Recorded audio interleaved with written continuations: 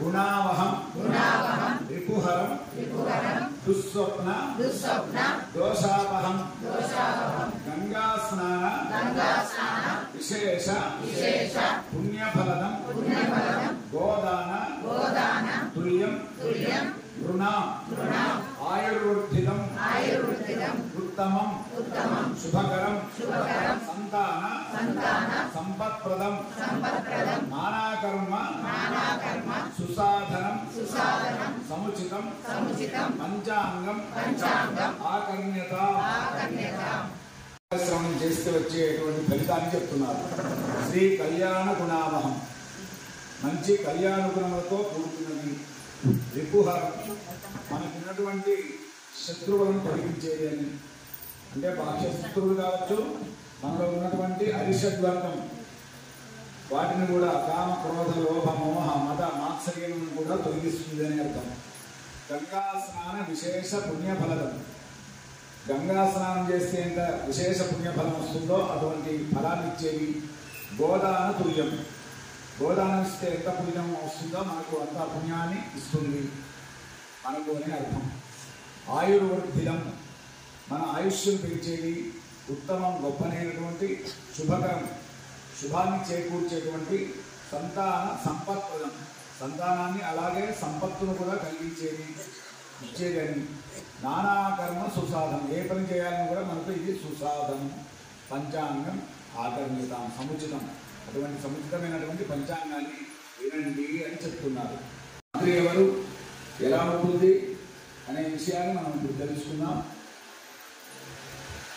సేనాపతి, అర్ఘ్యాధిపతి, మేఘాధిపతి సూర్యుడు వలన పాలకుల మధ్య పరస్పర విరోధములు కలిగి ప్రజాపాలన ఎందు దృష్టి నిలుపక పోవటచే ప్రజలు కష్టాలకు లోనవుదురు. ప్రభువుల చేత, శస్త్రముల చేత, అగ్ని చేత ప్రజలు పీడింపబడుదురు. మేఘములు వాయువు చేత పీడింపబడినవై కొద్ది వర్షములు కురిసి ధరలు అధికమగును. ఖండవృష్టి కలిగి ఎర్రని ధాన్యములు, ఎర్రని భూములు సమృద్ధిగా ఫలించును. పంటలు తక్కువగా పండును. ప్రజలలో భయం అధికమగును. ఆకలి బాధలచే ఇబ్బంది పడుదురు. చంద్రుడు మంత్రి అయినందున అధికముగా వర్షములు కురిసి అన్ని పంటలు ఫలవంతములు అగును. ప్రజలు క్షేమారోగ్యములు కలిగి ఉంటురు. సుభిక్షం కలుగు. గురువు సస్యాధిపతి అయినందువలన పచ్చని నేలలు, పచ్చని ధాన్యము అధికముగా పండును. ఎవలు, గోధుమలు, శనగలు మొదలుగునవి పూర్ణముగా పండును. కుజుడు ధాన్యాధిపుడైనందువలన ముళ్ళు గల ధాన్యములను, స్వల్ప ధాన్యములను ఫలించును. ఎర్రని నేలను పూర్ణముగా ఫలించును. శని రసాధిపతి అయినందున నెయ్యి, నూనె, బెల్లము, తేనె మొదలగు రస వస్తువులు ధరలు లేక ఉండును. బుధుడు నీరసాధిపతి అయినందున గరుత్మతాది వివిధ రత్నములు, నానా విధములకు ధాన్యములు సమృద్ధిగా ఉండును. యముడు పశుపాలకుడు, స్థాన సంరక్షకుడు అగుచే స్వల్ప వృష్టితో పంటలు తక్కువగా పండును. ధరలు తక్కువ, గడ్డి తక్కువ, పాలు తక్కువ కలిగి పశువులకు పీడ కలుగు. ఈ సంవత్సరం పాపగ్రహములకే ఎక్కువ ఆధిపత్యములు సంక్రమించడం వలన దేశమందు అనేక ఉపద్రవములు కలిగే అవకాశం ఉన్నది. చైత్ర వైశాఖము మాసములందు వడగాడుపులు వీయుచు ప్రజల ఇబ్బందులకు గురియగుదురు. జ్యేష్ఠ ఆషాఢ మాసములందు తొలకరి వర్షములు ఆరంభమై సస్యానుకూలంగా వర్షించి దర్శకులు హరకర్మ ప్రారంభించి బీజావాపులు కాదు. ఋతు స్వాభావికమైన వర్షములు సస్యానుకూలంగా కురిసి సస్యములు వృద్ధి పొందుచుండును. జలాశయములలో నీరు చేరును. ఆశ్వేజ కార్తీక మాసములందు అక్కడక్కడ తుఫానులు చెలరేగి పంటలకు నష్టం కలిగించును. చలి ప్రబలి జనులు ఇబ్బంది చెందుదురు. మార్గశిర పుష్యమాసములందు శీతబాధ కొంత తగ్గినను ప్రజలు వివిధ వ్యాధులచే ఇబ్బంది చెందుదురు. మాఘ పాల్గొన మాసములందు ఉష్ణోగ్రత వృద్ధి పొందును. అచ్చటచ్చట శిలాపాత వర్షములు కురియును. వైశాఖ శుద్ధ సప్తమి ఆదివారం 4/5/2025 నుండి జ్యేష్ఠ శుద్ధ ప్రతిపత్ బుధవారం 28/5/2025 వరకు వాస్తు కర్తరి. ఈ సమయమందు గృహ నిర్మాణ సంబంధమైన ఏ పనులు చేయరాదు.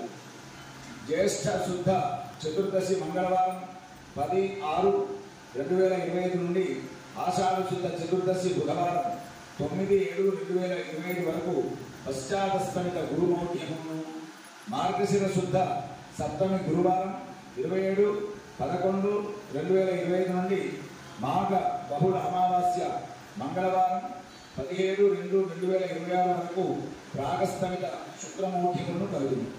వైశాఖ బహుళ తృతీయ గురువారం 15/5/2025 సూర్యోదయం నుండి సార్ధ త్రికోటి తీర్థ సహిత సరస్వతీ నది పుష్కరం ఆరంభం అవుతుంది. స్వస్తి సర్వేషాం సమస్త సన్మంగళాని భవంతు. సంక్రాంతి నిర్ణయం. ఈ సంవత్సరం పుష్య బహుళ ఏకాదశి బుధవారం తేదీ 14/1/2026 రోజున 34:42 గండనామ యోగము కౌలవ కర్ణమందు రాత్రి 8:38 సూర్యుడు మకర రాశి యందు ప్రవేశించుచే కలుగు ఫలములు. మొదట సంక్రాంతి పురుష స్వరూపం. త్రిశిరం ద్విముఖం చైవ చతుర్వర్గం త్రినేత్రకం లంబకర్ణం రక్తదంతం లంబ భ్రూ దీర్ఘ నాసికం అష్టబాహుం ద్విపాదం చ వికృతం కృష్ణవర్ణకం శతయోజనమౌన్నత్యం విస్తీర్ణం 12 స్మృతం ఏవం రూపం సవిజ్ఞేయం సంక్రాంతే పురుషస్యదు. 3 శిరస్సులు, 2 ముఖములు, 4 నాలుకలు, వికృతమైన నల్లని శరీర ఛాయ, 100 యోజనముల ఎత్తు, 12 యోజనముల వెడల్పు కలిగి ఉండిన సంక్రాంతి పురుషుని నామం మందాకిని నామం. పురుషుని మందాకిని నామధేయం రాజులకు నాశము. కుంకుమ స్నానం శుభము. పసుపు వర్ణ వస్త్రధారణ యుద్ధ జనకము. కుంకుమ గంధ లేపనం స్త్రీ నాశము. పగడ పుష్పము ఆకలి వల్ల భయము. రజత ఆభరణ ధారణం జలధికము. రాగి పాత్ర భోజనం లోహనాశకరము. భక్ష్య ఆహారము ప్రజానాశము. మామిడి ఫల భక్షణం నటులకు నాశనము. ఖడ్గాయుధము క్షుద్బాధ వ్యాధి అగ్నిభయములను కలిగించును. పీతఛత్రము శుభప్రదము. వరాహ వాహనము రాజులకు పీడ. లజ్జాముఖము వర్షాధికము. నిలబడి ఉండుట దుర్భిక్షములు రోగములు సస్యహాని అల్పౌష్టి ధరలు పెరుగుట. ఉత్తర దిశ గమనము ఉత్తర దేశస్థులకు నాశము. పక్షఫలం దేశం సుభిక్ష క్షేమారోగ్యములు కలిగి ఉండుట. తిథి ఫలం సుఖము. వారఫలం సుభిక్షప్రదము క్షేమము ఆరోగ్యం సుదృష్టి. కాలఫలం చోరనాశము. లగ్నఫలము పురుషులకు చింత. ముహూర్త ఫలం రాజులకు పీడ. గ్రహణం నిర్ణయం. ఈ సంవత్సరం భాద్రపద అశుద్ధ పౌర్ణమి ఆదివారం 7/9/2025 రోజున రాత్రి 9:53 నుండి శతభిషం పూర్వాభాద్ర నక్షత్రములు కుంభరాశి యందు మేష వృషభ మిథున లగ్నముల యందు రాహుగ్రస్త సంపూర్ణ చంద్రగ్రహణం సంభవించును. ఆగ్నేయ స్పర్శ నైరుతి మోక్షము అపసవ్య గ్రహణము. స్పర్శకాలం 9:53 రాత్రి. నిమీలన కాలం రాత్రి 10:56. మధ్యకాలం 11:42. ఉన్మీలన కాలం 12:19. మోక్షకాలం రాత్రి 1:23. ఆద్యంత పుణ్యకాలం మొత్తం 3:30 ఈ గ్రహణం శతభిషం పూర్వాభాద్ర నక్షత్రముల వారు కుంభ మేష వృషభ మిథున రాశుల వారు చూడకూడదు. నిత్య భోజన ప్రత్యాప్తికములు మధ్యాహ్నం 12 గంటలలోపు పూర్తి చేయవాలి. దేవాలయంలో ఉదయం కూడా ఆరాధన పూర్తి చేసి 11 గంటలకు ద్వారబంధనం చేయవాలి. సాయం ఆరాధన ఉండదు. మరుసటి రోజు ఉదయం ద్వారములు తెరిచి గ్రహణ శుద్ధి అభిషేకం పూర్తి చేసి ఉదయ ఆరాధన చేయవలెను. ఇంకా గ్రస్తోదయ చంద్రగ్రహణ నిర్ణయం. ఈ సంవత్సరం పాల్గొన శుద్ధ పౌర్ణమి మంగళవారం 3/3/2026 రోజున పగలు 3:16 నుండి పూర్వ ఫల్గుని నక్షత్రం సింహరాశి యందు కర్కాటక సింహ లగ్నముల యందు కేతుగ్రస్త గ్రస్తోదయ చంద్రగ్రహణం సంభవించును. ఆగ్నేయ స్పర్శ నైరుతి మోక్షము అపసవ్య గ్రహణము. స్పర్శకాలం పగలు 3:16. నిమీలన కాలం సాయంత్రం 4:30, మధ్యకాలం సాయంత్రం 4:59, ఉన్మీలన కాలం సాయంత్రం 5:28, మోక్షకాలం రాత్రి 6:43, ఆద్యంత పుణ్యకాలం 3:27. ఈ గ్రహణం పూర్వ ఫల్గుని నక్షత్రం కర్కాటక సింహరాశుల వారు చూడకూడదు. ఉదయం 7 నుండి గ్రహణ వేద కావున మధ్యాహ్నం భోజనాదులు చేయకూడదు. రాత్రి శుద్ధ బింబ దర్శన అనంతరం నిత్య భోజన ప్రత్యాధికములు చేయవలెను. ఆ రోజు ఏమైనా తిరువధ్యాయాలు అట్లాంటివి ఏమైనా ఉంటే ఆపేసి రాత్రి శుద్ధ బింబ దర్శనం అయినాక చేయమంటున్నాం. దేవాలయంలో ఉదయం 6:33 లోపు ఆరాధన పూర్తి చేసి ద్వారబంధనం చేయవలెను. గ్రహణం విడిచిన తర్వాత రాత్రి 7:37 నుండి ద్వారము తెరిచి గ్రహణ శుద్ధి అభిషేకం పూర్తి చేసి సాయంకాల ఆరాధనలు చేయవలెను. మంత్రానుష్ఠానం విశేష ఫలమునిచ్చును. ఇష్టదేవత మంత్రానుష్ఠానం చేయవలెను. గ్రహణ ఆరంభమునకు ముందు స్నానం ఆచరించి మంత్రానుష్ఠానం చేయవలెను.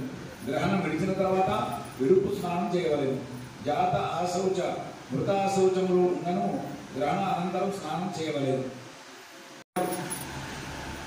వేణుగోపాల స్వామి వృషభ రాశి 11 ఆదాయం, 5 వ్యయం.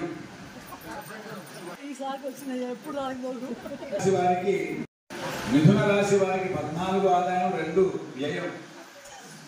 కర్కాటక రాశి వారికి 8 ఆదాయం, 2 వ్యయం.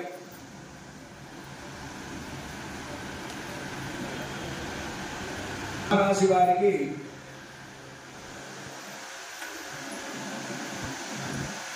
11 ఆదాయం, 11 వ్యయం. కన్యారాశి వారికి 14 ఆదాయం, 2 వ్యయం. తులారాశి వారికి 11 ఆదాయం, 5 వ్యయం. వృశ్చిక రాశి వారికి 2 ఆదాయం, 14 వ్యయం. చాలా గొప్పది. ధనుస్సు రాశి వారికి 5 ఆదాయం, 5 వ్యయం. బాగుంది. మకర రాశి వారికి 8 ఆదాయం, 14 వ్యయం. కుంభరాశి వారికి 8 ఆదాయం, 14 వ్యయం. మీనరాశి వారికి 5 ఆదాయం, 5 వ్యయం. ఇక రాజపూజ్య అవమానములు. పూజ్యం అయితే 3 అవమానం. మేషరాశి వారికి 5 పూజ్యం, 7 అవమానం. మిథున రాశి వారికి 2 పూజ్యం, 4 పూజ్యం, 3 అవమానం. కర్కాటక రాశి వారికి 7 పూజ్యం, 3 అవమానం. సింహరాశి వారికి 3 పూజ్యం, 6 అవమానం. కన్యారాశి వారికి 6 పూజ్యం, 6 అవమానం. తులారాశి వారికి 2 పూజ్యం, 2 అవమానం. వృశ్చిక రాశి వారికి 5 పూజ్యం, 2 అవమానం. ధనుస్సు రాశి వారికి 1 పూజ్యం, 5 అవమానం. మకర రాశి వారికి 4 పూజ్యం, 5 అవమానం. కుంభరాశి వారికి 7 పూజ్యం, 5 అవమానం. మీనరాశి వారికి 3 పూజ్యం, 1 అవమానం. ఇక గంగత్రయ ఫలములు. అంత్యశూన్య ఫలం స్వల్పం, త్రిశూన్యే నిష్ఫలం భవేది. ఎవరికి ఎక్కడ 0 వస్తుందో చూసుకోండి. మొదట 0 వస్తే మహావ్యాధి, మధ్యలో 0 వస్తే రుణం, అప్పులు పెరుగుతాయి. అంత్యశూన్యే చివర కనుక 0 వస్తే ఫలం స్వల్పం, కొంత ఫలం మాత్రం ఉంటుంది. త్రిశూన్యే నిష్ఫలం భవేది. 3 కనుక 0 వస్తే నిష్ఫలం. అశ్విని నక్షత్రం 3, 0, 1. భరణి నక్షత్రం 6, 1, 4. కృత్తికా నక్షత్రం 1, 2, 2. రోహిణి నక్షత్రం 4, 0, 0. మృగ శిర 7, 1, 3. ఆర్ద్ర 2, 2, 1. పునర్వసు 5, 0, 4. పుష్యమి 0, 1, 2. ఆశ్లేష 3, 2, 0. మఖ 6, 3, 6, 0, 3. కుప్ప 1, 1, 1. ఉత్తర 4, 2, 4. హస్త 7, 0, 2. చిత్త 2, 1, 0. స్వాతి 5, 2, 3. విశాఖ 0, 0, 1. అనురాధ 3, 1, 4. జ్యేష్ఠ 6, 2, 2. మూల 1, 0, 0. పూర్వాషాఢ 4, 1, 3. ఉత్తరాషాఢ 7, 2, 1. శ్రవణ 2004 కనిష్ట 512 శతభిష 020 పూర్వభాద్ర 303 ఉత్తరాభాద్ర 611 రేవతి 124 జై శ్రీమన్నారాయణ. మీ అందరికీ శుభ ఫలితములు కలగాలని పెరుమాలను ప్రార్థిస్తున్నాను. జై శ్రీమన్నారాయణ.